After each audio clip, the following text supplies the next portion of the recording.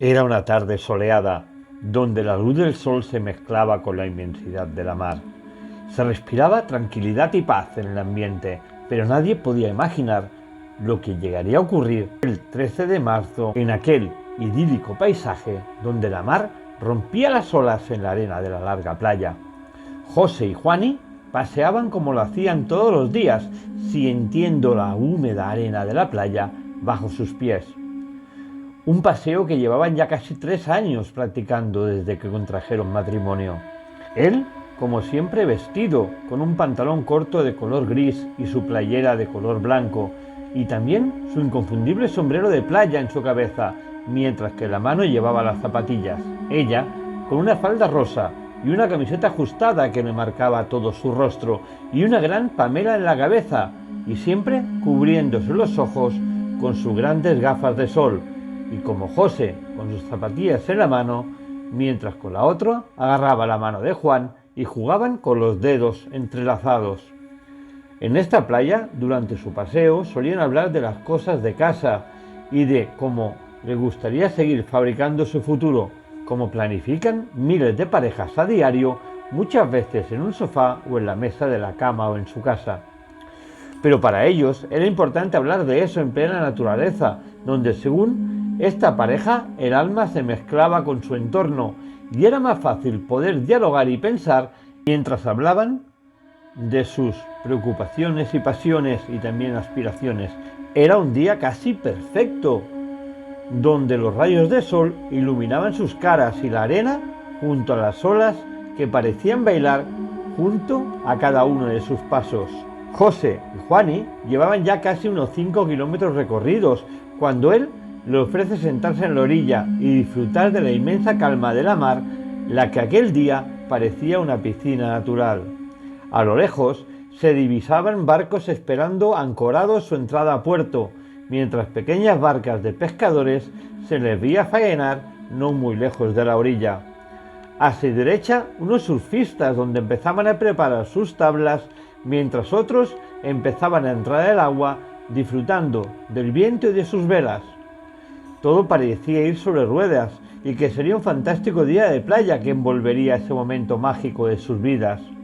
José se levantó y agarró una caña que había en la arena y con ella empezó a dibujar un enorme corazón, mientras Juani vertía conchas en las líneas que dibujaba José con conchas recogidas de la orilla. Estuvieron casi una hora para hacer ese cuadro en la orilla, a base de conchas y líneas, donde también se podía leer amor con el símbolo de infinito debajo. José y Juani, sonriendo, sacaron varias fotos con sus teléfonos, mientras reían y jugaban junto a su obra. Pero a partir de ese momento, algo terrible iba a suceder, sin ellos ni siquiera pensarlo. Ellos seguían con los juegos, revolcándose en la arena, sin tener ni idea de lo que se acercaba a la orilla desde las profundidades de la mar. Todo pasó mientras José escarbaba en la arena con sus manos para hacer un enorme hoyo donde quería enterrar a Juani en la playa y no era consciente de que eso marcaría toda su vida, o su corta vida. Al cabo de casi 1 hora y media de hacer ese gran hoyo, Juani se metió dentro y José iba echando tierra encima, empezando por sus pies y siguiendo hasta llegar a la altura de su cuello, aplastando palmo a palmo la arena vertida sobre el cuerpo de Juani. Ellos solo hacían que reír, mientras el cuerpo de Juani desaparecía bajo la arena. Así siguieron hasta que Juani solo se le veía la cara y su pelo. De repente, en medio de las risas, Juani se cayó de repente y un enorme charco de sangre brotó de la parte que cubría el torso de ella. José no se dio cuenta hasta unos segundos después. Asombrado y asustado, gritó: «Juani, Juani, ¿estás bien? ¿Qué te pasa?». Pero era demasiado tarde. Juani había perdido la conciencia, o al menos eso creía José. La realidad es que había perdido la vida.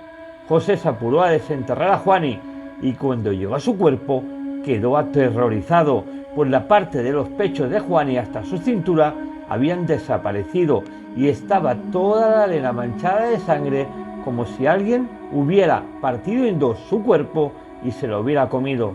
José, aterrorizado y llorando, empezó a gritar: «¡Socorro! ¡Socorro!», dirigiéndose a los surfistas.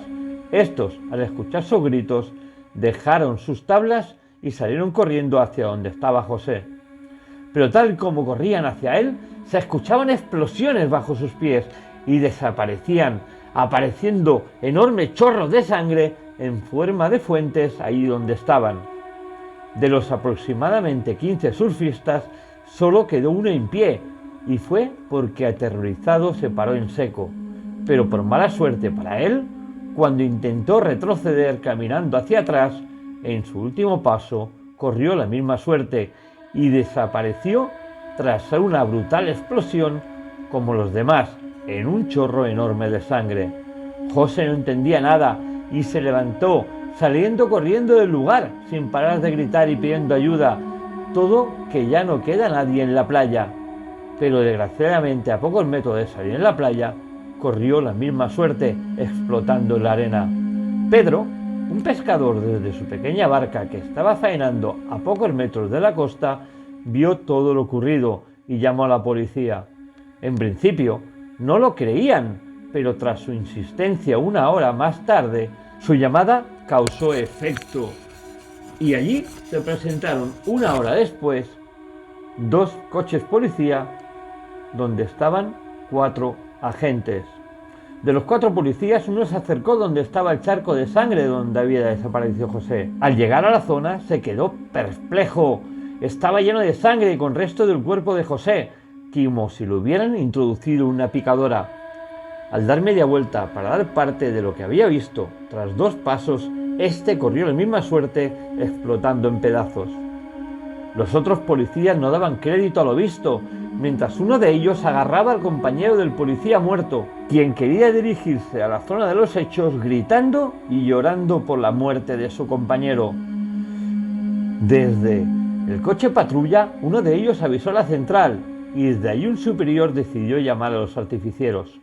Cuando estos llegaron allí, se dieron cuenta que toda la playa estaba plagada de minas antitanque. En esa exploración, hasta 5 artificieros perdieron la vida de la misma forma.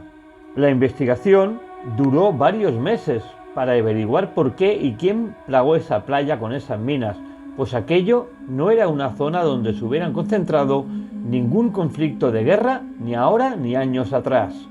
Lo más espeluznante es que cuando se recuperó una de las minas, la fecha de fabricación era de 50 años por delante de la fecha actual y el número de serie no pertenecía a ningún país conocido. Parecía que aunque sabían que era imposible, que viniera del futuro y de algún lugar desconocido. Después de varias investigaciones y rastreos por la playa, de repente, un inmenso chorro de agua salió de las profundidades a unos 15 metros de la orilla, donde totalmente atónitos, los 5 investigadores que estaban haciendo su trabajo en la arena vieron como una especie de platillo volante salía del agua. No dudaron en enfocar la cámara hasta el objeto, mientras este lanzaba una especie de láser que acabaría con la vida de estos 5 policías dedicados a la investigación. Pero por suerte para el resto de mortales, todo quedó grabado en la cámara y el caso se acabó allí, porque a los años se cerró y nadie supo de lo que allí había pasado, porque incluso el gobierno secuestró y asesinó al único testigo, que era el pescador, quien dio aviso de lo ocurrido, igual que a los policías y todos aquellos que no pertenecían a esa élite policial del gobierno que habían visto algo del proyecto Edward, que había sido lanzado por el gobierno para prevenir un posible ataque extraterrestre. Ahora, ustedes piensen en esta historia, una historia ficticia, pero quizá se pueda convertir algún día en realidad.